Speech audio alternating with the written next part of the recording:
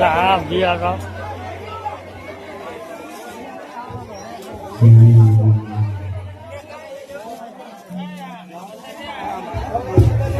હાલો હાલો આપણે તો એ વખતે કહીએ છીએ એ પ્રમાણે કહું છું કે રાવણનું મૃત્યુ થાય ત્યાર પછી ખાલી 10 મિનિટ તમારે લઈશું.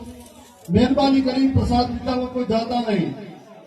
રાવણ મરણ પામે ત્યાર પછી 10 મિનિટ અમે રામ રાજ્ય આપી દઈશું. તો 10 મિનિટ મહેરબાની કરી બધા બેસજો. 10 મિનિટ તમારો સમય લઈશું.